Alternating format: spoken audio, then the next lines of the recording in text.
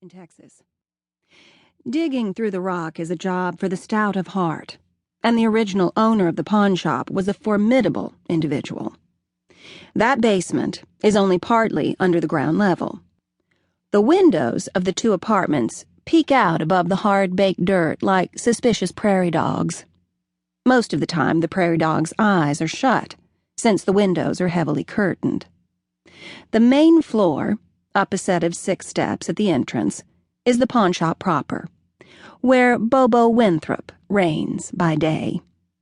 He has an apartment above the shop, a big one, taking up the whole floor. There are only light curtains over the windows in his personal space. Who's there to look in? There's nothing else that tall for miles. Bobo bought the house next door in a parcel with the pawnshop. It's intended for the owner to live in, but at the time he bought the place, Bobo thought he would be just as happy over the shop. He planned to rent the house for extra income. He did some necessary repairs and advertised for years, but no one wanted to rent the house. Until now. Today, the house has a brand new tenant. Everyone in Midnight, except the Reverend Sheehan, who knows what he thinks, is excited, because the new resident is moving in. Fiji Kavanaugh peeks out from behind her lace curtains from time to time, and then commands herself to go back to work behind the glass shop counter, which is filled with New Age-type merchandise, glass unicorns, fairy bookmarks, dolphins galore on every conceivable item. On the lower workspace built in behind the high counter, Fiji is mixing an herbal compound that should confound her enemies, if she had any.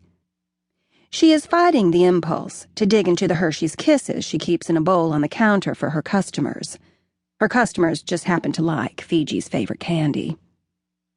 Across Witchlight Road, at Midnight Pawn, Bobo walks down the enclosed staircase from his apartment. At the pawnshop level, he has choices. There's a door to his left, leading out to the driveway. There's a short, open stairway down to the tenant's floor, and there's an inner door to the pawnshop on his right. Bobo should unlock it and enter, since the pawnshop has been closed since Lemuel went to bed a whole 2 hours before. But Bobo ignores it. He chooses the outer door, relocks it when he's outside, walks across the gravel driveway leading to the rear of the pawnshop, then over a little strip of downtrodden grass, then across the rutted driveway of the house next door, to offer help to the newcomer, a short, slim man who's unloading boxes from a U-Haul truck and sweating profusely. "Need a hand?" Bobo asks. The new tenant says, "Sure. Some help would be great. I had no idea how I was going to get the couch out. You can take the time from the store?" Bobo laughs. He's a big golden guy in his 30s, and his laugh is big and golden too, despite the lines in his face and the expression of his mouth and eyes, which is mostly sad. "I can see if a car pulls in and walk back into the shop in less than 30 seconds, he says. In no time, he's lifting boxes and putting them where the labels say they should go. Most of the boxes have living room scribbled on them, and they're heavy. The bedroom boxes are not so numerous, nor the kitchen boxes. There's furniture to move, really old furniture, that wasn't that nice to begin with. "Yeah," Bobo says, surveying the interior of the U-Haul. "You would have been up the creek without another pair of hands." Joe Strong, and his little Peak on a leash, strolls over from the antique gallery and nail salon. He, too, offers assistance. Joe looks like his name. He's muscular in the extreme and tan, though thinning brown hair and the lines around his eyes hint that Joe is older than his body suggests.